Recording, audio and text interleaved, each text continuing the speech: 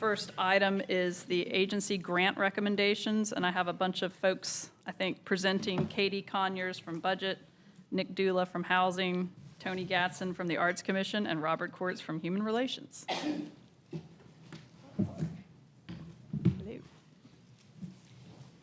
Oh, and I should say, that we have 2 excused absences today, Jonathan Lambert Melton and Christina Jones. Good afternoon, Mayor and Council.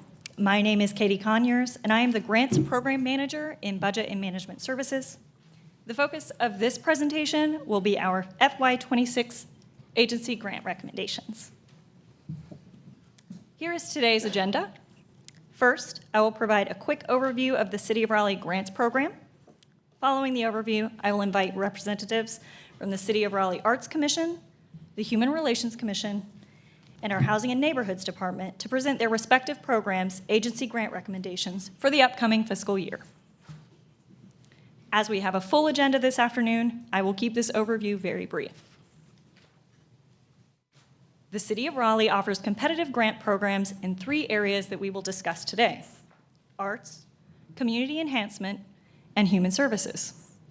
Per council policy, the maximum funding request for any agency is 25% of that agency's prior year actual operating expenditures.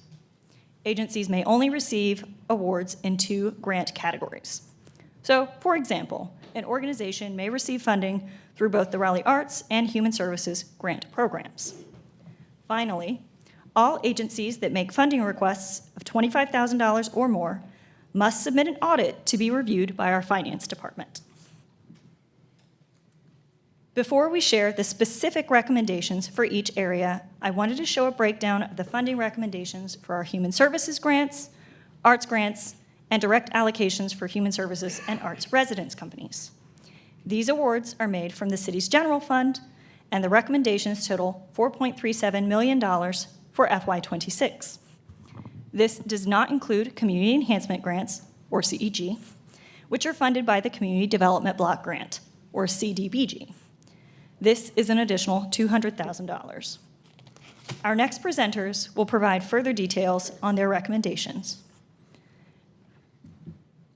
With that, I would like to invite Tony Gadsden, the Vice Chair and Grants Committee Chair of the City of Raleigh Arts Commission, to the podium to present recommendations for grant funding.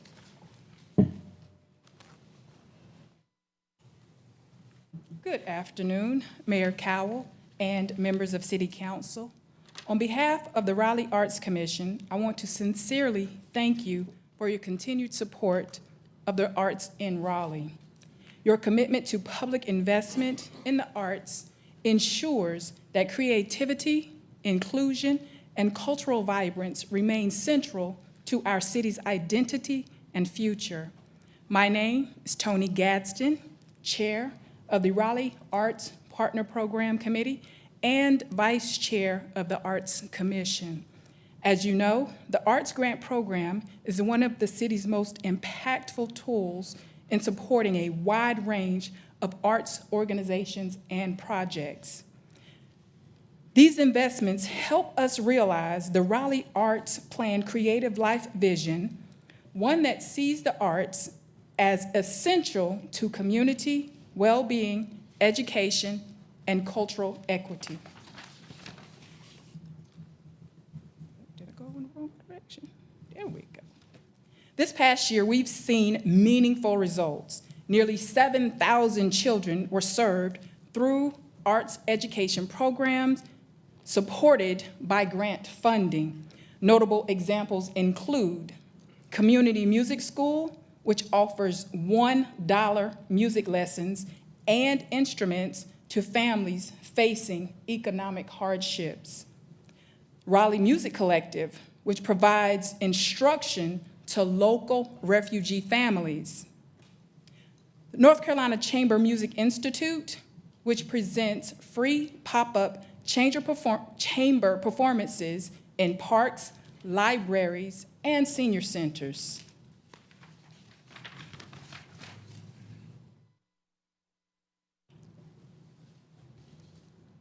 We are also excited to highlight this year's Raleigh Parks Children's Day and Youth Music taking place this Saturday, April 26th, from 1 to 5 at Moore Square. This collaborative event, in partnership with the Consulate of Mexico, will feature free performances by the Triangle Youth Music Consortium and engaging arts activities throughout the afternoon. We warmly invite the mayor and city council members to join us and witness the power of arts grant funding in action.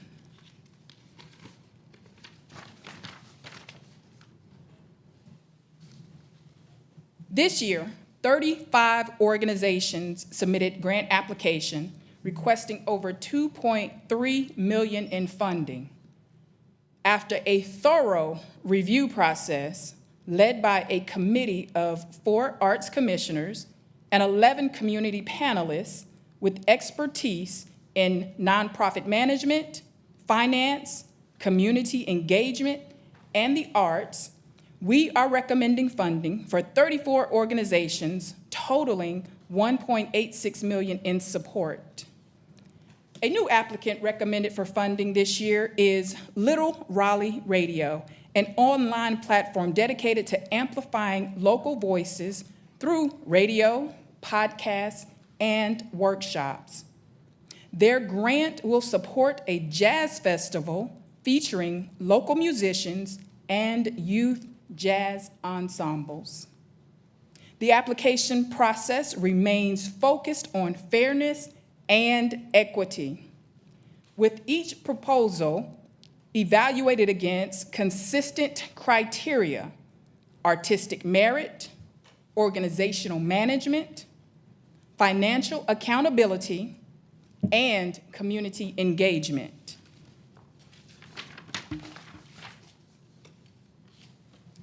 These grants are not just investments in individual organizations. They are investments in our neighborhoods, our youth, and the creative life that makes Raleigh such a vibrant, inclusive city. Finally, we respectfully request that City Council approve the FY 2025-26 Arts Grant Funding recommendations as presented. Thank you again for supporting the arts in our community. Great, thank you. Thank for you. all the work and the presentation. Questions for? Okay, thank you. Thank you.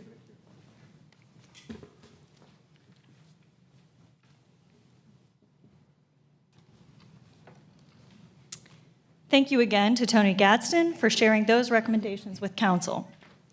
Next, I will invite Robert Courts, Secretary for the City of Raleigh Human Relations Commission, to present recommendations for grant funding.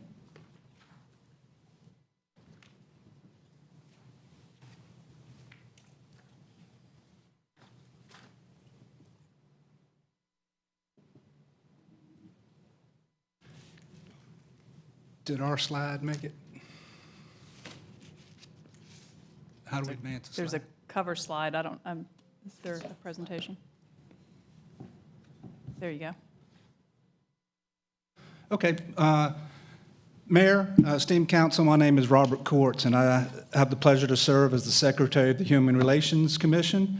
And this year I was co-chair of the Human Relations Grant Committee. The Human Relations Commission works to promote human dignity, equal opportunity, and harmony among Raleigh's residents. We have the task to promote activities and programs for residents without regard to race, color, creed, gender, age, sexual orientation, or national origin.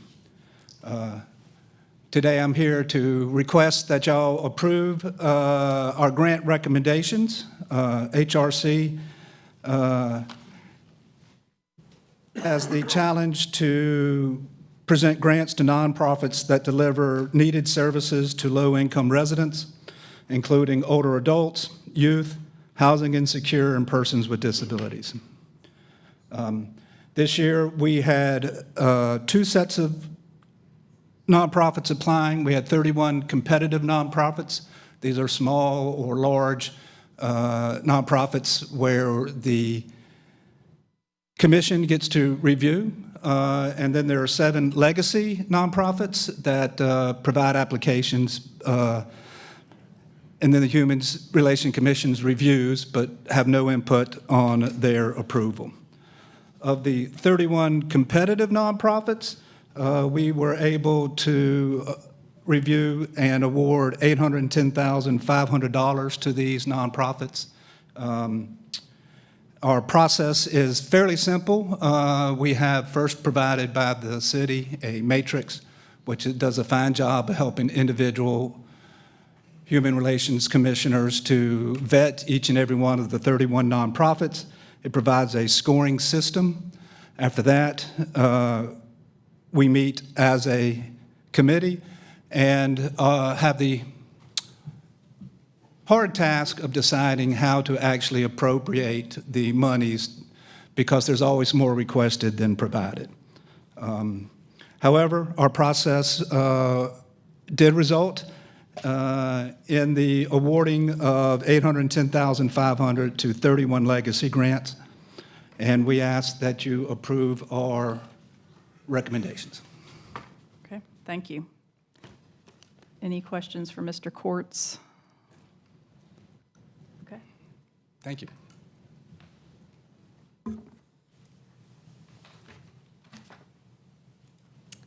Thank you to Robert Quartz for that presentation. Finally, I will invite Nick Dula, Compliance and Planning Manager with our Housing and Neighborhoods Department, to the podium to present recommendations for community enhancement grants.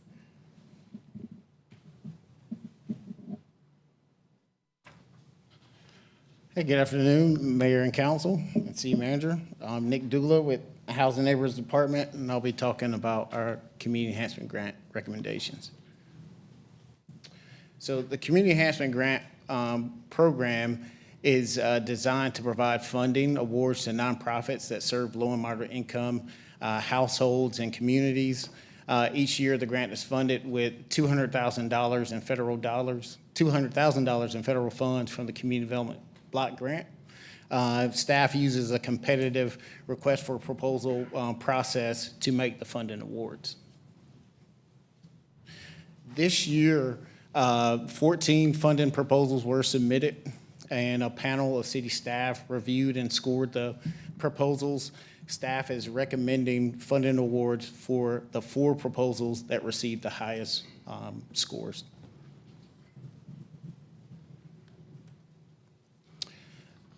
The 4 agencies that are being recommended for funding are Consumer Education Services, Step Up Ministries, the Green Chair Project, and Oak City Cares. And with that, we are just asking that City Council approve the recommendations. I can answer any questions. Thank you. Questions for Mr. Dula? Okay. Thank you.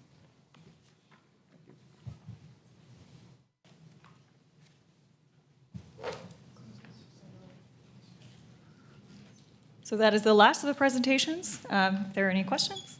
Okay. If there's no questions, is there a motion? No. What I believe historically happens, if we don't have any questions or objections, they take it and it'll be implemented within the budget. Okay. And then it'll be approved when the budget is approved. Okay, so we don't need a formal approval today? Correct. Okay, thank you. Thank you. All right, next we have the Raleigh Water Enterprise with Whit Wheeler.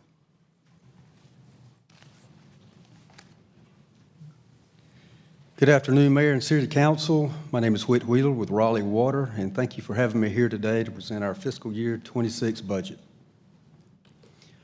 Our agenda for today, we're going to talk about Raleigh Water by the numbers. I want to highlight some of the work that our operating divisions are doing each year. We'll talk about our operating budget. We'll talk about our capital improvement program, go over our rate model, our rate recommendation, and we'll also give you an update on our customer assistance program. So last year, our water distribution division inspected and performed preventative maintenance on over 26,000 fire hydrants in the service area. And of course, we do that to make sure that it's available for public safety. And we've added over 3,000 hydrants in the last 5 years. Our utility locating group performed over 244,000 811 tickets last year to make sure our infrastructure is safe. And we also responded to 223 water main breaks last year. And I just want to point out that most of that happens outside of normal hours, so that's managed mostly through on-call staff. And to date, we have over 2,500 miles of water main, and we've added about 177 miles in the last 5 years. Our water treatment division, last year, our state-certified laboratory staff executed over 23,000 laboratory samples to make sure that we have safe drinking water that meets all state and federal requirements. And our operations staff produced over 21.5 billion gallons to meet federal and state requirements, 100%. Our development review group processed over 5,800 plan reviews last year. And you can see the 5-year trend. We've stabilized. We saw a peak in fiscal year 22, but there's a lot happening. Our meters division, last year, they set over 7,000 new meters to support new construction. They also replaced over 9,000 aged meters. They were responsible for managing the testing of almost 23,000 backflow preventers to keep our water system safe. And to date, we have over 217,000 total metered services in the service area. And again, that's up 31,000 in the last 5 years. Our customer care and billing group, last year they took over 217,000 calls and managed almost 27,000 customer engagements, which are online requests and email requests. But one thing you can see here is our customers like to talk with our representatives. Our sewer maintenance division cleaned over 488 miles of sewer main, performed over 24,000 high-priority inspections, which are sewers that are located mostly near surface water bodies, inspected over 6,000 manholes, and to date we have over 2,600 miles of sewer main, added about 217 miles in the last 5 years. Resource recovery. Last year, we treated almost 20 billion gallons of wastewater. Our nutrient removal process, we were able to remove over 7 million pounds of nitrogen. And I'm excited to report that our new bioenergy process that we completed is up and running. We're seeing 66% reduction in solids, which if you look at truckloads, we've gone from 75 truckloads down to 25 truckloads a week. So just a recap of system growth. So we now have over 5,000 miles of water and sewer main in the system. That's enough water main to go from Raleigh to Los Angeles and enough sewer to come back to Raleigh. Again, over 26,000 hydrants, over 82,000 manholes, 126,000 sewer pump stations, over 103,000 water valves. Again, almost 32,000 that we've added in the last 5 years.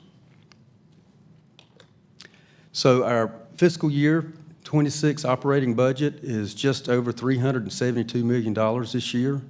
48% of that is for our operating costs, which is for our personnel, our chemicals, energy, materials, supplies, software, everything it takes to provide water and sewer service. And 52% of this budget is for our capital budget. 32% of that is where we use cash to finance projects, and the remaining 20% is for debt service. Our 10-year capital improvement plan is just over $2.2 billion. Pipe replacement still remains the largest category for that budget at 32%, 11% for water, 21% for sewer. At a very close second this time are water treatment plant improvements. Most of that is going to be spent at the E.M. Johnson Water Treatment Plant. We're expanding that plant significantly. Wastewater treatment plant improvements have reduced a little since we've had some larger projects, but still at 13%. Maintaining our upgrades to our wastewater pump stations about 13%, and then all others, which are facilities, software upgrades, resiliency projects, and so forth make up 11%. Just a few highlights here. Some of our larger projects, the Durant Road Water Transmission Main is a resiliency project and necessary to support the backbone of our water system, $27 million. We will be upgrading the Smith Creek Resource Recovery Facility in Wake Forest in the next few years at $62 million. And again, I already mentioned the E.M. Johnson Water Treatment Plant expansion. We're looking at about $375 million there. And we'll increase the capacity of that plant from about 82 million gallons per day to 120 million gallons per day. So at our council retreat, Councilmember Branch asked for an update on the Little River Reservoir project, and so I put this slide in to give a quick update. So some of the recent work we've been doing indicates that we could need a new water source by 2045 if we see growth rates like we've seen in the last 3 or 4 years. But some other work we've been doing through the Triangle Water Supply Partnership, which is looking at more long-term trends and future outlooks, suggests we could possibly get to 2062. This basically tells us we still need to move forward and identify and secure our next water supply source. And so we're currently working on that. We've studied Little River Reservoir for quite some time. We think that we could get between 17 and 22 million gallons per day of yield from that reservoir. That would give us about 20 years of capacity. The next leading alternative would be a withdrawal from the Neuse River, just upstream of the Neuse River Resource Recovery Facility. And so we're currently studying that to see how much water that the river might possibly yield, and a lot of that comes down to regulatory decisions. Okay, so our rate model review. So our assumptions this year are as follows. We used the first 7 months of the fiscal year 25 actuals to program in, and then for fiscal year 26 forward, we are assuming a 2% growth in consumption. We're prioritizing the spending of cash over debt financing. And of course, we're meeting all of our financial covenants and debt policies through fiscal year 30. And so our current rate recommendation, looking at a 5/8" base water meter, we're looking at a 30-cent increase, or proposing a 30-cent increase. No change to the infrastructure fee or watershed protection fee. The Tier 1 consumption, we're looking at a 12-cent increase, 20 cents for Tier 2, 26 cents for Tier 3 and irrigation, and non-residential 15 cents. And then looking at our wastewater base charge, we're looking at a 33-cent increase, and then no change on infrastructure renewal, and a 20-cent increase on usage. And so if we look how that affects the median single-family home customer in our system, which uses 4 CCFs of water, that brings the total water and sewer bill to $55.36, $1.91 addition, which is about a 3.5% increase. And again, these are the rates necessary to meet our rate model recommendations and requirements.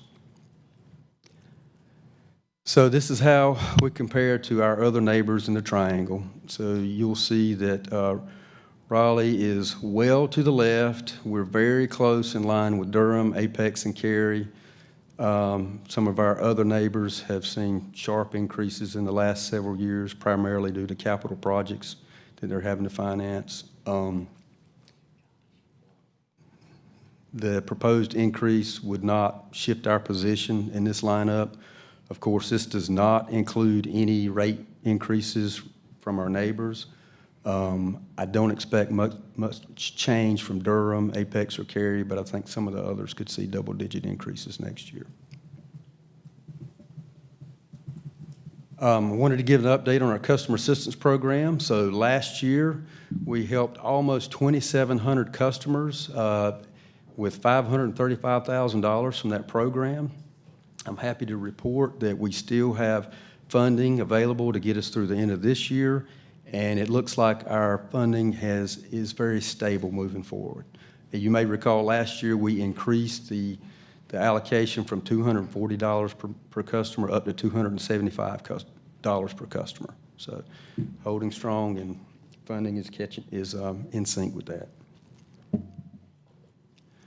So our recommendation for you today is to authorize Raleigh Water to use the proposed rate increase to begin programming and testing our billing system and to notify our largest customers for their budgeting purposes.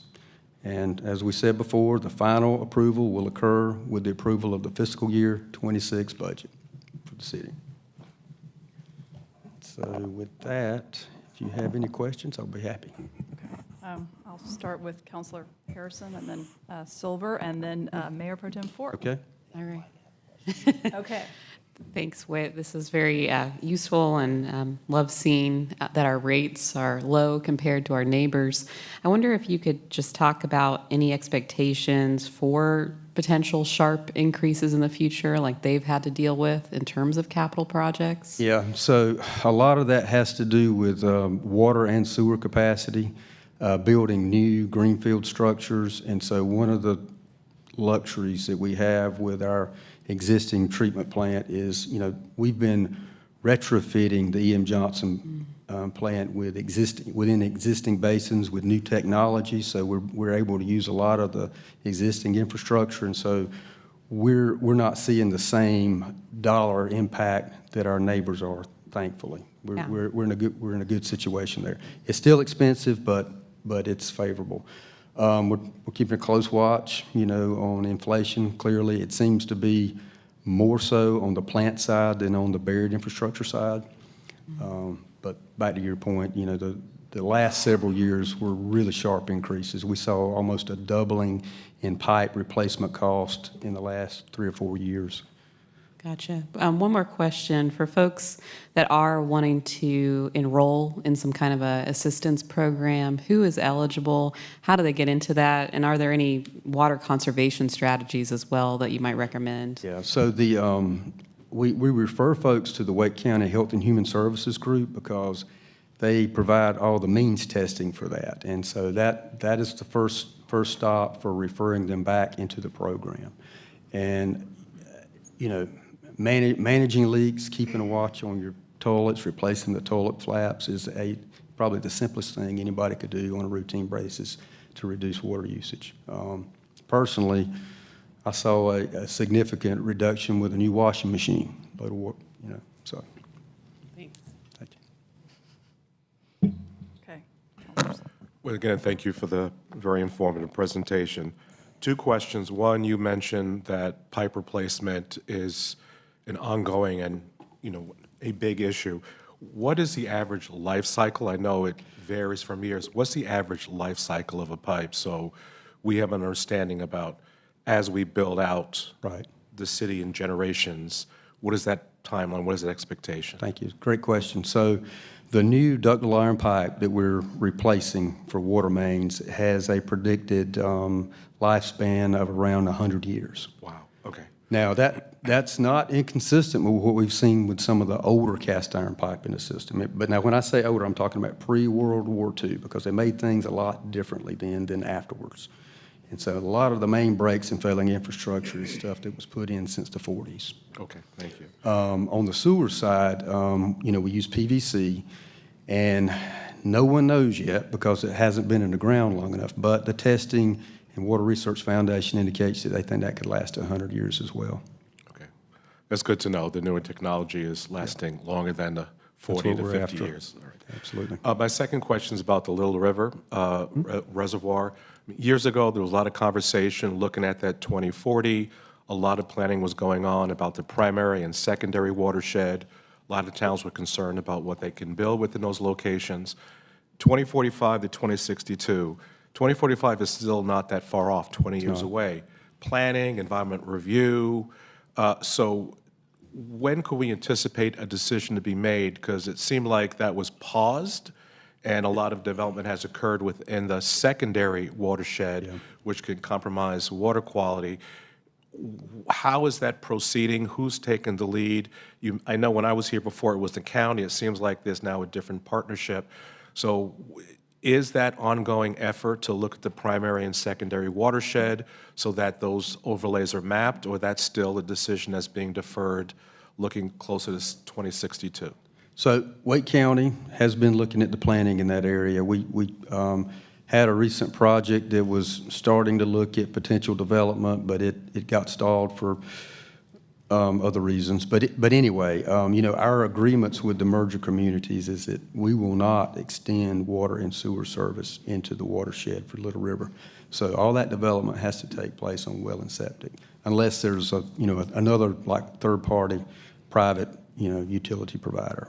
So that is what we've been depending on to preserve that watershed. Now, as far as having a decision, I'm hoping to, in the next 2 or 3 years, we will have been able to vet out the alternatives analysis and push something forward. But we definitely need to secure our next water supply because it just gets more and more challenging. Thank you. So how many other municipalities do we service outside of the city of Raleigh? 6. Okay. So I don't think that does not count contract sales. So we currently sell some water to Franklin County, Johnson County, and Fuquay-Varina. And now those are terminal contracts. So we made the decision to put a cap on that to say we understand you're having growth issues. We'll help you while we can, but this is a terminal contract. So we're planning to get that water supply back, and we're planning to have that for our future growth. Does that answer your question? Kind of sort of like any idea when the contracts would terminate? Yeah, some of them would terminate at 2030, some 2032. Again, with the planning, I think we're safe up to 2040, honestly. And if we can help our neighbors out, it's good for us and good for them. All right, thank you. This is kind of a follow-up. Thank you, Mayor Pro Tem, for teeing this up for me. In your presentation, you showed the growth, pipes and water and sewer. Can, at some point, maybe in a manager's update, pull that out, like how much growth is in this area or that area and in different municipalities? Yeah, we can do Because that. I think that'll also help us as council as we're making decisions and doing things. You put in, million miles of pipe, but that may only be 10% in Raleigh because of the growth of our neighbors that we're supplying water to. Yeah. We can certainly do that. And you're right, there's been a lot of growth in the eastern part of the county, especially last year. Counselor Patton, to round it out. Hi, Whit. Thanks Hey. for this. Yeah. So you showed it that we're a comparatively a budget-friendly water billing system, and so we're glad to see that.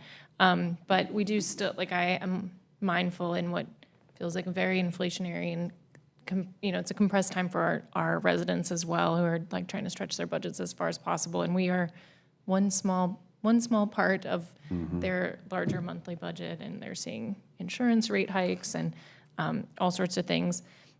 If we were to not raise these rates, what are the sacrifices what are the trade-offs of not raising rates? Yeah, we would have to go back and look at capital project deferment. I mean, that's really the biggest driver of this budget, So just or just capital in, projects. broad strokes, so that would mean we're not expanding E.M. Johnson? Yeah, I don't want to forego that. I'd probably take a risk on something else, but yes, that's what we would have to make, tough decisions about what we're going to defer. If I can ask a follow-up to that, would that also mean that probably years later, you will come back with a higher number? Oh yeah. So that, it has to happen. So, I will say, honestly, since I've been here, we've tried to stay on a steady glide path, so we don't have to do what some of our neighbors are doing with double-digit increases back to back. So And pay we're seeing now or some pay of that. later? Yeah, it is. well, and I was going to say, when I came in '01, we had to make $300 million plus in the wastewater treatment facility because there had been deferred That's or right. underinvestment for years, which is not a fun message. And it costs more. Yeah. in the future, right? Inflation, so. I just think it's really good for us to make that clear to our residents, because in the Yes. moment when they get a higher bill, Understand. it doesn't feel that way to them. Right. Right. And then is EM Johnson expansion is still on track and on budget? It Comes up at is, my community yes, meetings yeah. sometimes. So we're currently expanding the sedimentation basins. The next, and our chemical facilities, the next phase will be to start adding filters in ozonation. Thank you. Well, the rate differential between us and other municipalities is pretty stark, Yeah, so. we're fortunate.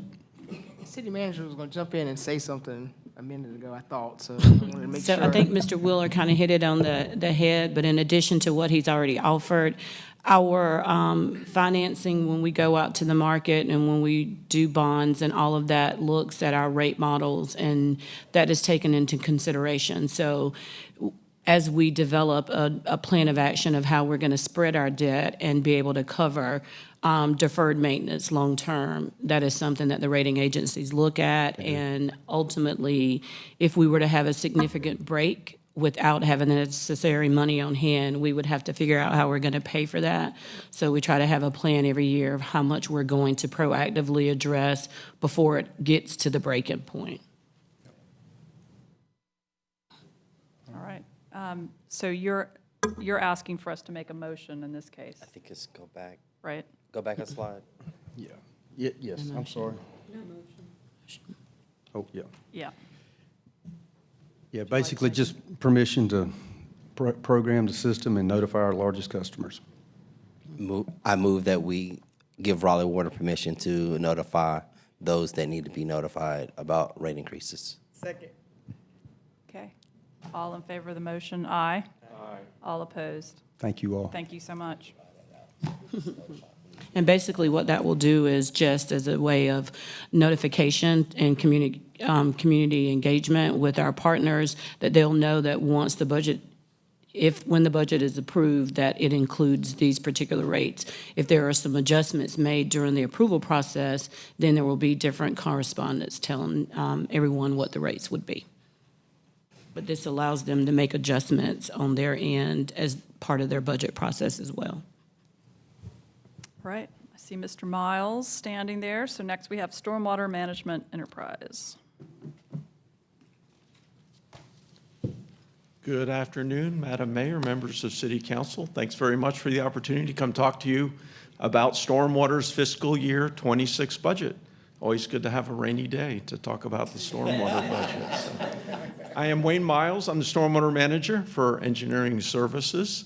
And this is a big year for stormwater. We foreshadowed this before, but FY26 is going to be the year that stormwater uses debt service for the very first time to help fund our capital improvements project. And we're excited about that because this is really going to help us increase the level of service that we provide to our customers and deliver more of those capital improvement projects that really help make a difference for our community. It will better help us meet our mission statement to manage stormwater to preserve and protect life, support healthy natural resources, and complement sustainable growth.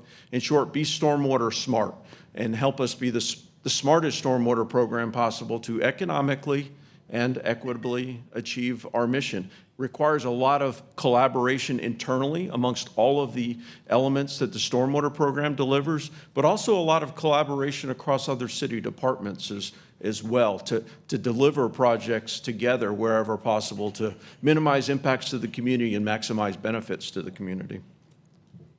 I'll talk a little bit about our year in review and then get into our capital improvements plan and our proposed fee change.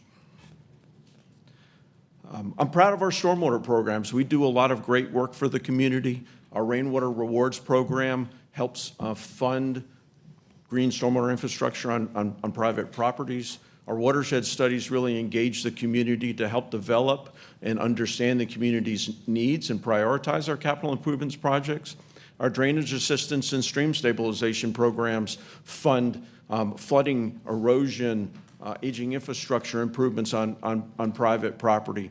And then where a stream program might not be big enough to qualify for a very large stabilization project, we help teach the community through buffer builder and stream restoration workshops, how to manage the streams on their property as well. And really, all of these programs, outreach, community partnerships, are essential to help understand the needs of the community and deliver the level of service that they expect.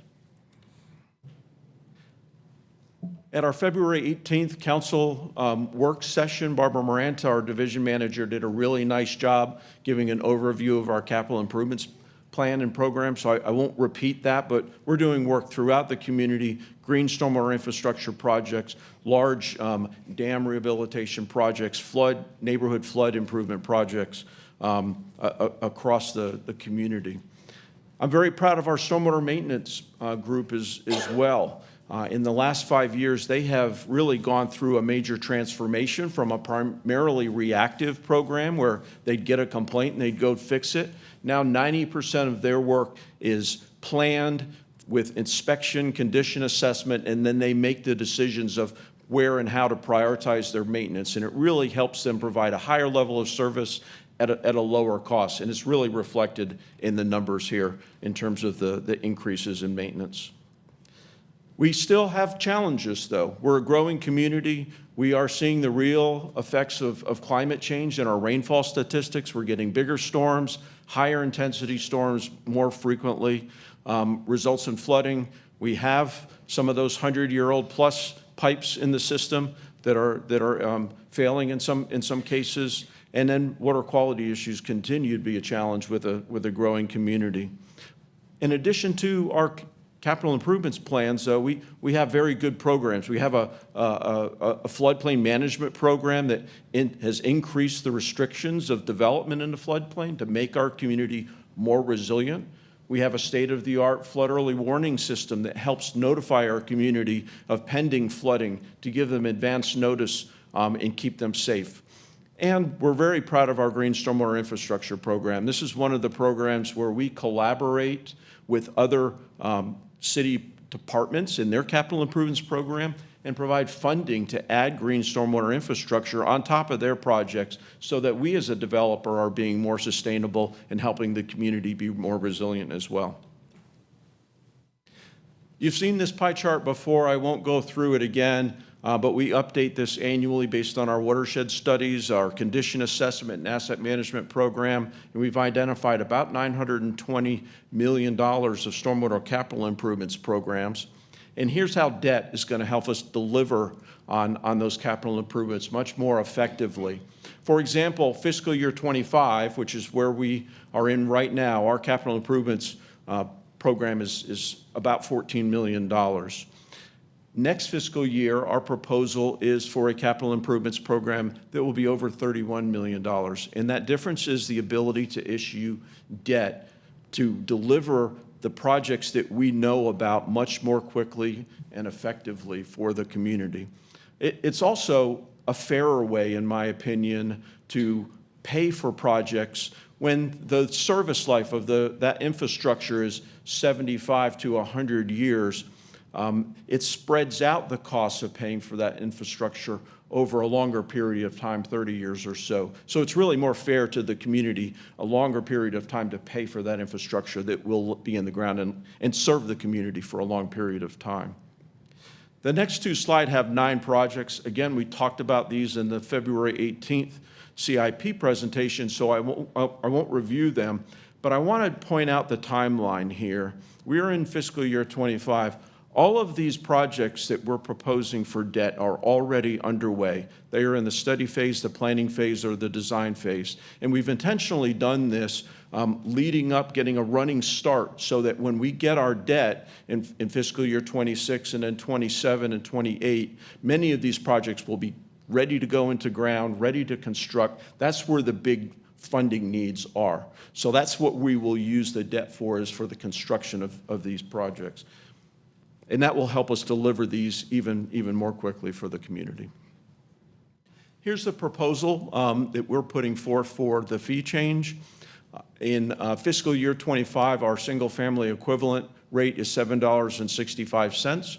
We're proposing to increase that at 57 cents per month for a new rate of $8.22. So that's the median rate that most homeowners will pay per month on their stormwater bill, which we think Raleigh Water, it's on the water and sewer bill for those not familiar in the city of Raleigh. That will, using our rate model, project our total budget to increase from $39.2 million to $42.7 million. Here's what that looks like in terms of a breakdown of operational costs and finance.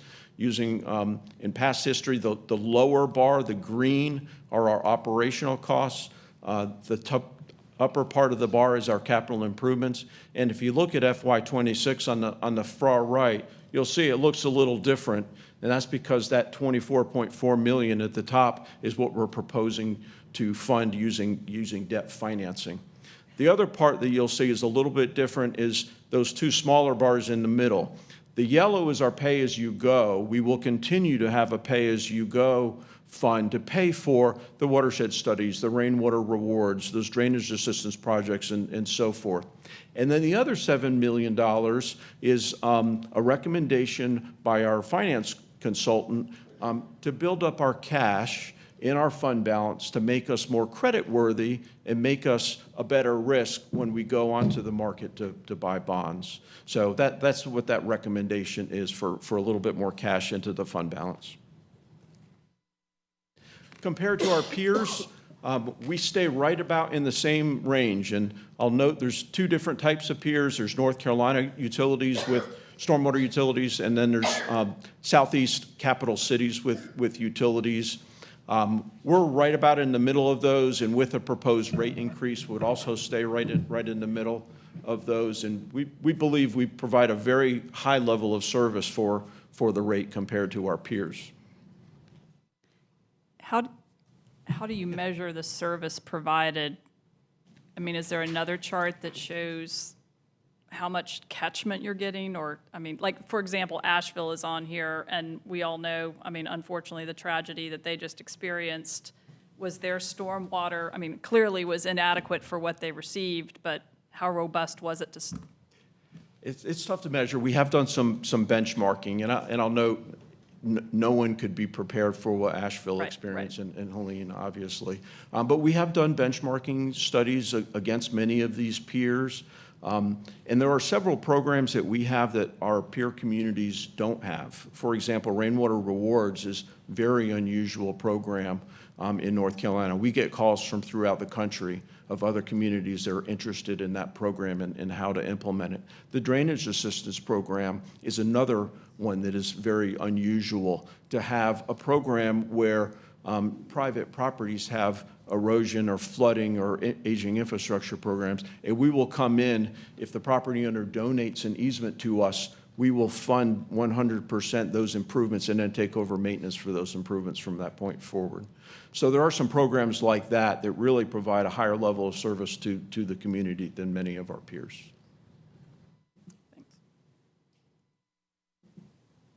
And just a quick review. So we do use aerial photography to measure the amount of impervious area or built upon area. That's the rooftops and the driveways on every parcel. And the bill is based on that measurement. So most single family units will get the bill of $8.22. All commercial properties, we actually measure the impervious area, and then we divide it by our equivalent unit, which is 2,260 square feet of impervious area. So in this example, 47,000 square feet of impervious surface ended up being 21 equivalent units. And so their monthly bill would be 21 times that rate of $8.22 for about $172 would be, in this situation, the monthly bill that this commercial property would receive. And I think it's of note that based on the impervious area throughout Raleigh, 2/3 of our revenue comes from commercial properties, and 1/3 of it comes from residential. We've presented this budget to the Stormwater Management Advisory Commission. They unanimously endorsed it with an 8-0 vote to move this forward. Of course, final rate approval will occur with the adoption of the city's FY26 budget in the city manager's budget proposal. And similar to Raleigh Water's recommendation, because we use their billing system, and we thank them for that, we request that council authorize us to use the proposed rate increase to begin programming and testing the billing system, and then notify our largest 250 customers of the pending budget proposal for their budgeting purposes. With that, I'd be glad to take any questions or comments. Right, I'll start down here first, and then, so Counselor Patton, and then we'll go to Counselor Harrison. Okay. Hi, Wayne. Thanks for this. Same question I put to Whit. Absent the Raleigh Water proposal for an average family home is about $2. This is about 50 cents, so we're at about, we're about $2.50, and then we still have solid waste services to come up. But if not for this rate increase, what are the sacrifices our residents would be, or the trade-offs we'd be making the residents? Yeah. Certainly decisions of level of service where it would be reduced. Much of this is being driven by that capital improvements program and how quickly we want to move forward with some of these larger capital improvements. There's certainly other options, but we would look at, whether we want to cut maintenance frequency or look at other operations would be options too. But it would be tough decisions to make, which we would certainly welcome input. But the most direct impact, I think, would be on that capital improvements program. Yes. Okay, just a question on, it's that whole graph that shows debt financing versus pay-go, and then the fund balanced restoration. Yes, This that one one. here? Yeah. I just wonder, could you tell us a little bit about your expectation on going for that fund balance restoration? Is that just this year, or is that something we're going to have to do year after year? And then are we going to have to reduce the number of projects that get funded through like the Rainwater Rewards program? Yeah, very, very good question. So I'll start first. The fund balance, the financial consultant recommendation is to go from we currently have 360 days of cash on hand. The recommendation was to go to 540 days of cash on hand by the time we issued a revenue bond, which would be 2 years from now. And the way we do that is we would use a temporary debt service vehicle called a bond anticipation note. It's basically we would borrow for 2 years on a temporary debt and then go to the revenue bond market in 2 years. So we have 2 years to build up that fund balance. This would get us approximately halfway there. So it'd be $7 million this year and approximately $7 million next year, according to our rate model. Your other question about the programs, we are not proposing to reduce any of the other programs. They will all fit within that $7 million of pay-go, the gold bar capital improvements program. Even though it looks like it's half as much as the year prior? Correct. That's because in the year prior, we were having to fund our larger capital improvements projects from that pay-go as well. Got it. Thank you. Thanks.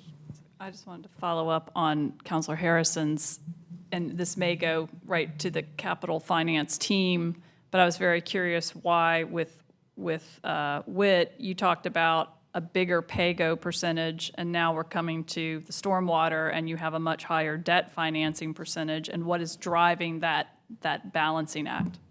Yeah, I think there's a couple differences here. One is Raleigh Water has been using debt for many years, and we are just getting into debt now. So there's a little bit of a transition phase that it takes, and as we get started with debt, I think the other part of it, and I may be wrong, Whit can correct me, I think he was talking about the incremental increases in his pay-go, not the total pay-go.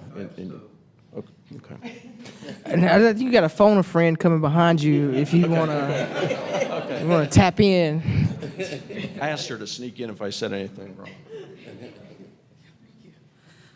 Allison Bradshaw, Finance. Actually, he was spot on. This would be a new credit entity for the city, and so we're being very judicious and conservative as we think about what the outlook looks like over the next couple of years. We absolutely want to make sure we're balancing pay-go and debt, and that is something that all the credit rating agencies look at. So this is really just going to set us on the trajectory. Nothing's set in stone for the next couple of years as we do that initial borrowing next year. Thanks.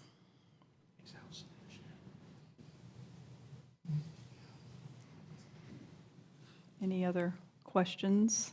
Okay, if not, then we have, requested motion. Yeah, I'll go ahead and make the motion to approve the recommended budget for stormwater. Thank you. All in favor of the motion, aye. Aye. All opposed. All right, thank you. Thank you very much. Appreciate it. Okay, last but not least, we have Greg Jenkins with Solid Waste Services. All right. Maybe I should start off by thanking Whit for having solid waste on his bill, too. So, good afternoon, Mayor, Council, City Manager. My name is Gregory Jenkins II. I'm the interim director of Solid Waste Services, and I'm here to deliver our FY26 budget presentation for you. I want to start off by saying thank you for the years of support prior to this. Here's our agenda for today. We're going to do a quick departmental overview. We're going to have our key accomplishments for FY25. Then we're going to talk about our proposed budget for FY26, and then the proposed fees for FY26, some benchmarking data, and then some recommendations. So, quick departmental overview. Solid Waste provides weekly garbage service and biweekly recycling yard waste services to over 127,000 households. We average 60,000 collections per day. We also offer recycling dumpsters to 178 multifamily locations and a robust yard waste facility. Here are a few of our key accomplishments for FY25. I would like to point out two.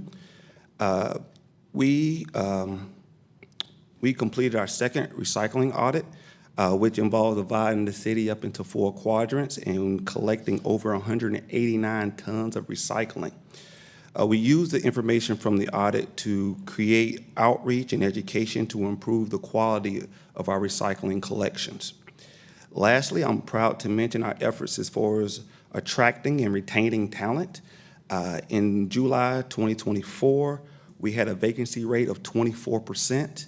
As of this month, we're down to 6%. Solid Waste Services worked with the Budget and Finance Office to develop a budget aligned with the city and departmental goals and initiatives.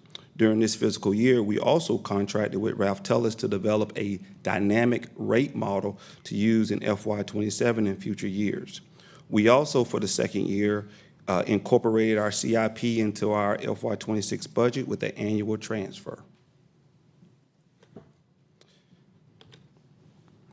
This graph displays all the service points added since 2017. This totals over 8,000 service points. As you can see, the dark line on the left with 40 coming into Raleigh. You have the short line going to the north, heading toward Falls of Neuse, that's 6 Forks Road. And then we have New Bern Avenue heading off to the right into Knightdale. The thing that you will notice is that those points are spread throughout the city. And why is this important? Because as we have added those service points, we have not increased our fleet. We just did our normal replacement schedule, nor have we increased our staff during that period of time. We have averaged over 1,000 additional homes per year, and this does not include multifamily or the central business district. As we examine our revenue and expenses before any rate or fee changes, I want to point out 3 things to you. One, it appears that we're proposing or expecting our revenue to go down in FY26. And actually, FY25, we had a $3.3 million fund balance appropriation, which made that number higher. In FY26, we're projecting a 2% growth rate. in the budget. Secondly, our fund balance subsidy goes from $5.8 million to $500,000. We'll discuss this later. Third, it appears that we're expecting our expenses to decline by 0.4%, so let's explore that a little bit further. Personnel costs, as you know, is going up with merit increases, continuous service initiative, the comp study, and other benefits. Typically, when it comes to landfill post-closure, year over year, you will see a decrease, but we did change our vendor, and we do due diligence. We are seeing a slight increase in our landfill post-closure, at least for the next year. And then we have customer care and billing are going through a system upgrade, and we have to pay in our portion of that upgrade. And then we also decreased our CIP transfer going into this year. And here are the numbers behind some of the things I talked about. The decrease of $1.3 million is made up of $1 million in the CIP transfer going down from the prior year. And as some of you may remember, the CIP last year was the first year that solid waste had a CIP program.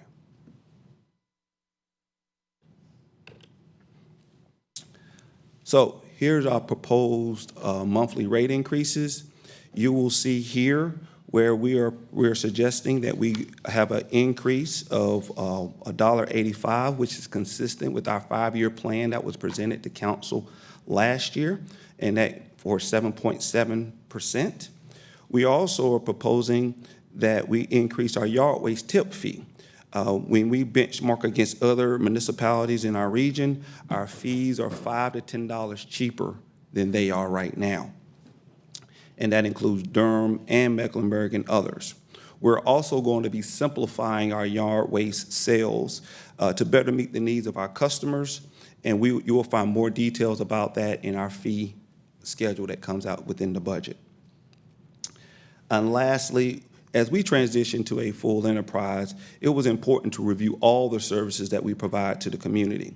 This led us to recommend a change in our bulky pickup from a free service every 90 days to a $35 per pickup fee. And just to clarify, that was coming out of the study that y'all did where you benchmarked Yes. other communities? Yes. And that's also part of the cost recovery. Yeah. Here is a historical look at our fees going back to 2016. And as you can see, these fees varied when the further you go back, but we are trying to stabilize that so it becomes more predictable, which we will know how it's going to impact our customers going forward. And you can see the $25.95 monthly fee. Here's a comparison of our peers. You can see we're kind of in the middle, but one of the things I would like to point out is that not all jurisdictions deliver the same service or the same level of service. And so that also plays a part into this, and it's hard to capture on a slide all the variations when it comes to solid waste collection. When you look at just our region, you can see we're mostly on the higher end. Some of this goes back to what I just said about the varying, collection methods and things like that. But if you use it, Holly Springs, for example, they completely use a third party for their collection. And then you have the Yard Waste Center, which is definitely a unique draw for us. So if the rate increases and fees are approved along with a fund balance appropriation, I am happy to say we have a balanced budget. And more importantly, we will start FY26 as a full enterprise. This is 4 years earlier than our original plan, and the $500,000 subsidy will cover services provided to the general public. So, as I conclude, just like Raleigh Water, just like Stormwater, I'm asking for approval so we can notify our largest customers and start the programming of the system. And with that, I take questions. Somehow I knew questions were going to come. I see some eager. Yeah, eager, very eager. Okay, Councilor Harrison. Okay, yeah, thank you for this, and I want to say I'm really looking forward to the work session tomorrow about the yard waste center, and we're thinking about organic composting as well as our loose leaf collection, so I won't bug you about that right now. But I just wanted to ask, and I think I brought this up before, and maybe you can just remind me, have we talked or considered what it would be like to have recycling every week and trash every other week? You know, has that ever been a consideration by the city? In my time, I can say we haven't had that conversation. I think we have been focused on maintaining the services that we're providing and delivering it at the level of expectation that's in front of us. Tomorrow, when we're talking about the loose leaf, we did explore that as far as a part of that adjustment, but we have not, at least since July. Okay, thank you. And I'm also curious about our comparison cities. I noticed they're a little different, I think, from solid waste to stormwater to water. I don't know if you can speak to that. Do we have one group of cities that we always look to, or does it really depend on the department? It depends on the department and also the service delivery, because not everybody is an apple-to-apple comparison. Some communities don't do recycling at all. And to kind of go back to add to what Mr. Jenkins said about the recycling, one of the main service delivery questions, complaints, concerns we get is solid waste services. If we were to suggest that we were going to do solid waste pickup every other week, they were going to run every single one of us at this table out of town. Our residents would all sign up. We'd have 1,000 people signed up on the list to speak to us because not everybody recycles. And what we've done in years past is kind of enhanced and elevated our recycling program from the educational perspective to encourage that. But I don't think we would recommend swapping those two off because we might have a mutiny on us if that were the case. Yes. So I'm trying to keep us all up here at the table. Definitely thank you for the information and presentation. One of the things that you mentioned on one of your slides is that equipment and staffing, your numbers has not increased in a number of years.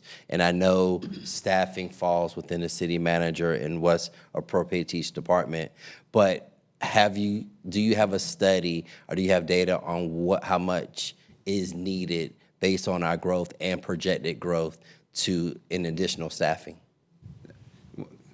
So understanding that we have not necessarily grown our workforce to meet the growing demands of this community, as part of the staffing study that we have talked about public safety, it's not only public safety that we're looking at. We're also looking at our operational departments because the demand on solid waste services, as I say to you from a planning and development perspective, is just as great, sometimes greater than in public safety when it comes to making sure we're able to meet those routes. So that too is part of the staffing study that's going to come back to us later on this year.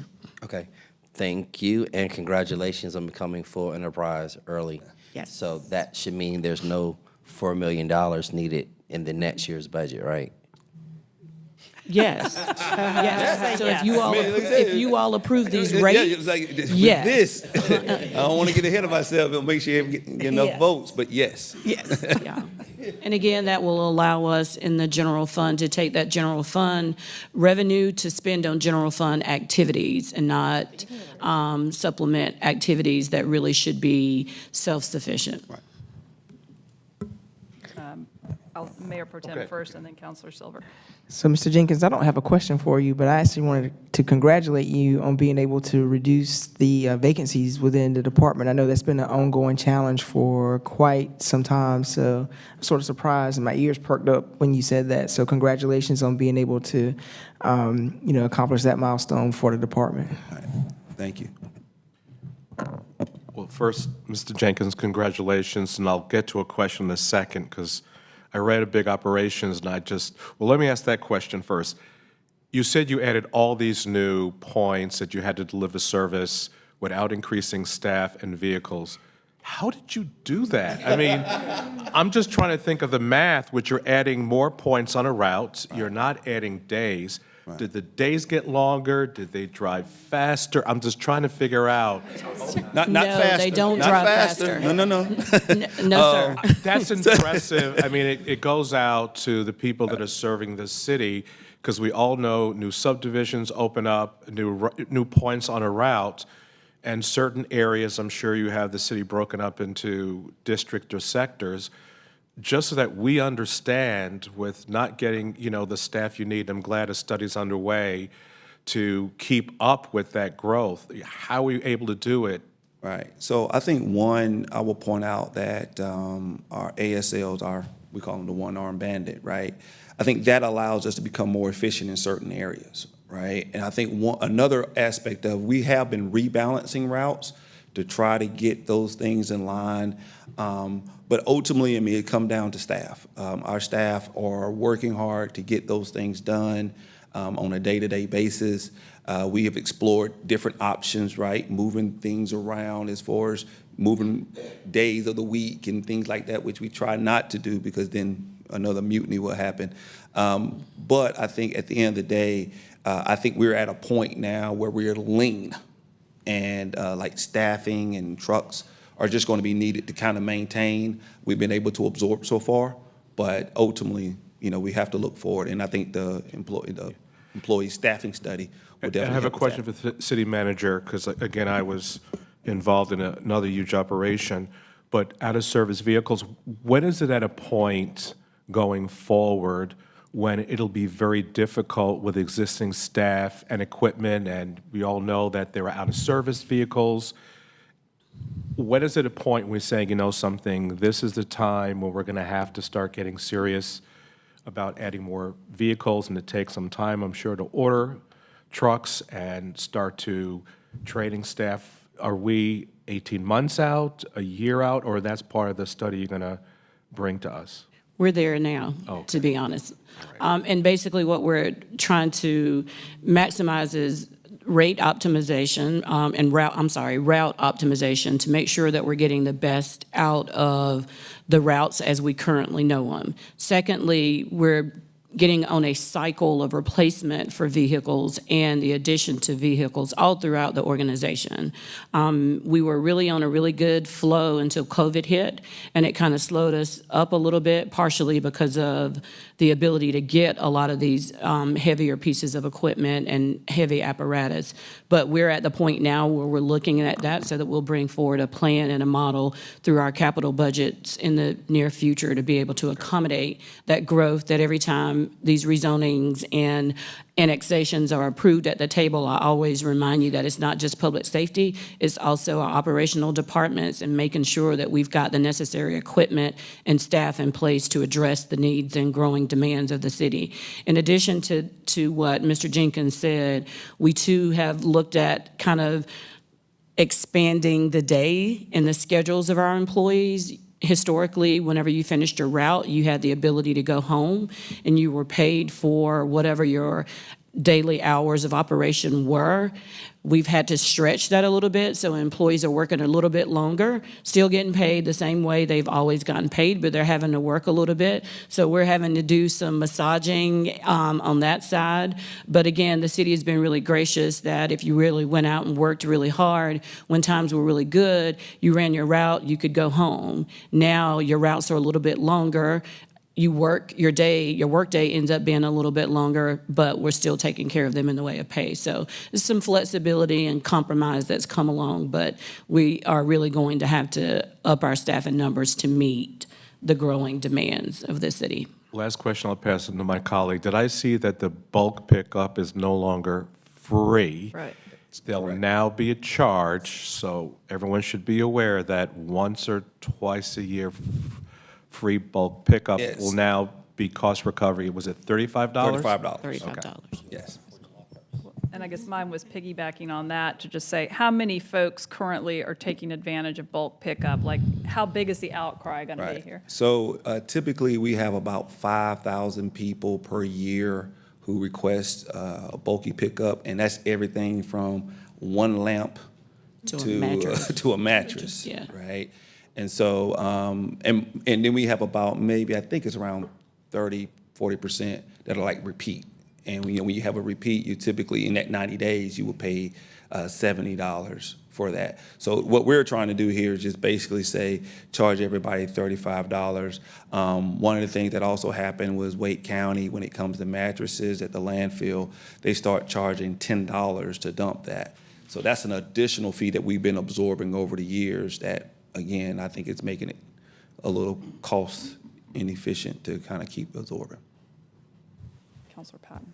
Yeah, Thank you. I'll stay on bulky load for a sec, because I'm one of the people who uses bulky load at almost every 90 days, so this feels painful for me individually. But it is cheaper than doing a private sector haul, which are usually like $100. Yes.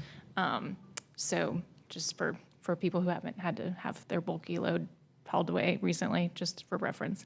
But my questions are, it's kind of a two-parter around like inefficient parts of the service delivery. So I did a ride along in the Central Business District, and I know we're using those like roll-off bins, same as a single-family home, but it's a certainly different environment and condition when like Transfer Food Hall is using the same bin that I use at my house. And then also at the transit stops, they're not all the same, and the person, you can't use the one-arm bandit, right? The person has to get out, Right. flip it in.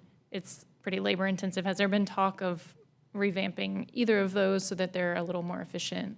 Yeah, so we're constantly in conversation with DRA as part of their meeting to look at downtown and how we collect down here, because right now it's just inefficient. We have a lot of cans on the sidewalks, and then we have the areas where they just need a larger can. And so I think we're in conversations, at least long-term, about what that looks like going forward. We don't have a bunch of alleys that could be utilized for that.